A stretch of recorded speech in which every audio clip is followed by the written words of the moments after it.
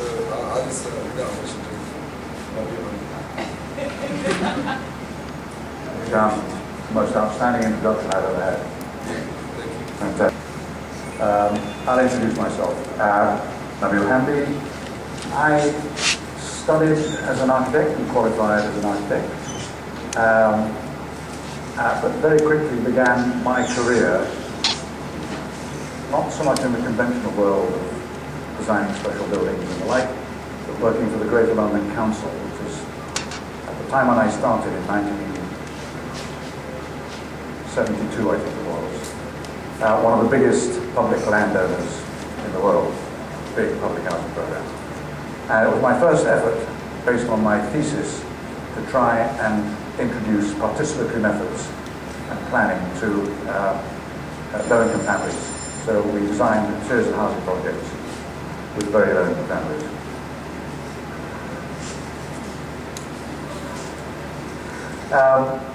I then went to the States and I spent nearly 12 years there, about 10 of them in teaching at MIT in Cambridge, Massachusetts, after which I returned to Oxford, where I set up a program called the Center for Development and Emergency Practice, largely geared towards architects, planners, and the rest, but who are interested in the relief development continuum, as we call it. How you make an emergency response with a view to the fact that it's the first step for a long-term development program. My practice work has been for, I suppose, most of the major UN agencies, UNDPs, UNHCR. I worked with UNRWA, which was probably one of the first UN agencies set up to look after the Palestinian crisis after the Second World War. So I was working with refugee camps, and I worked for also some of the major non-government organizations, CARE, Habitat for Humanity, and the rest.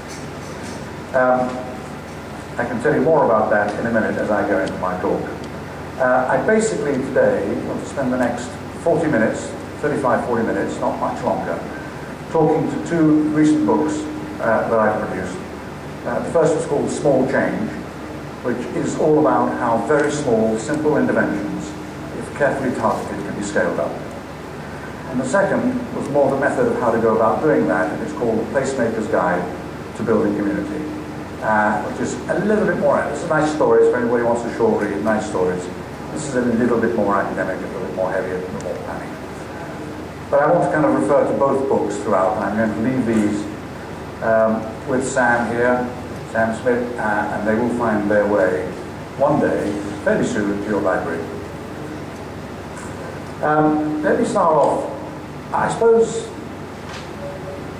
I know that most of you are architects, and so I want to direct my talk to you this evening largely about my belief in the way in which the architectural profession can become more relevant to some of the big crises out there. How do we engage? And I start with a rather curious statistic that came out of UN Habitat a little while ago. And they had estimated that something like 5% of the built environment globally is actually planned or designed. Now, I don't care if it's 5% or 6% or 10%. It's a heck of a small amount that is formally planned through what we would consider to be the professions. If that's true, I ask myself, then why is it that we tend to spend most of our time in the profession, all right?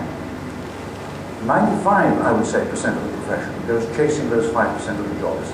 Those are the jobs that we aspire to. You know, the Norman Fosters and the Frank Gearys and the Richard Rogerses and you name them.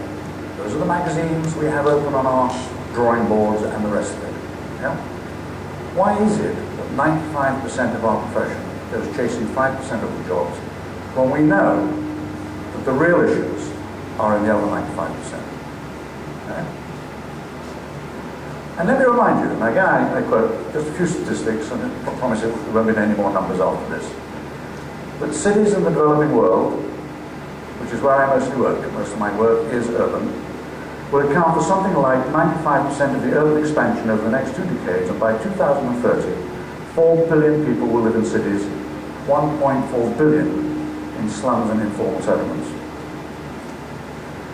And you can say even today there are countries, places like Ghana for example, 4.8 million people live in slums. That's 45% of the urban population. It's huge.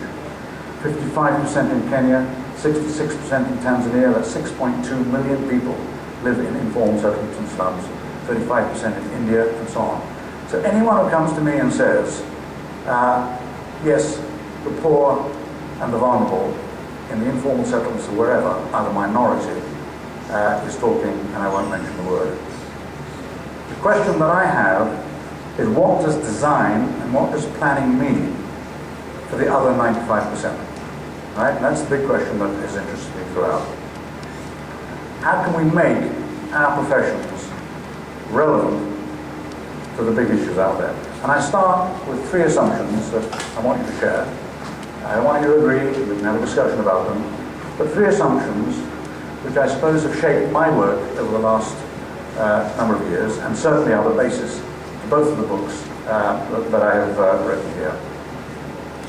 And I'd argue that together, those three assumptions, I'd like you to think about it, fundamentally change not only the way we work, but obviously also the way we think. And shifting the way we think, shifting the way we work is relatively easy. It becomes instrumental unless we change our thinking. You know, all the participatory methods, all the tools and techniques out there, all the guidebooks, all that stuff's great. All right?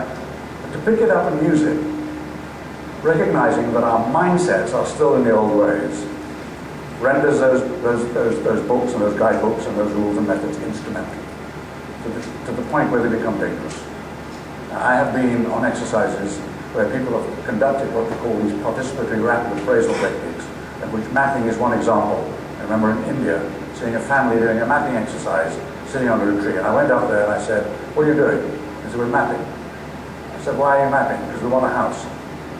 "Why does the map produce a house?" "I don't know," they said we had to do a map before we have a house. So it became instrumental. Somehow in the tick list, you had to do a PRA exercise, a mapping exercise, so that you would seem to be engaged before you could actually have your house. Instrumental. Three assumptions that I want you to share. And the first is a basic assumption about the nature and scope of practice. Right? And you say, well, we all know what practice is.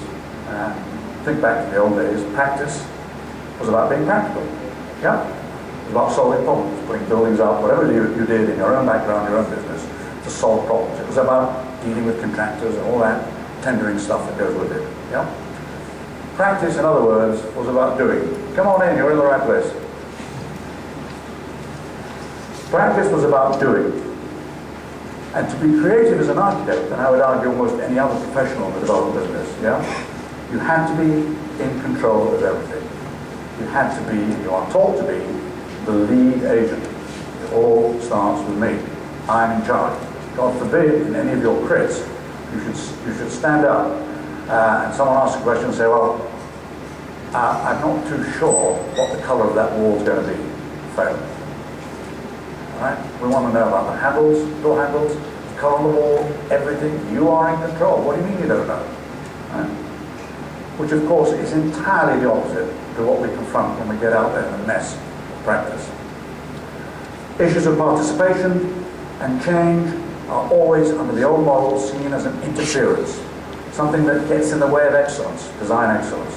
All right? People, after all, are a mess. Get them out of the way so that I can be creative. Yeah?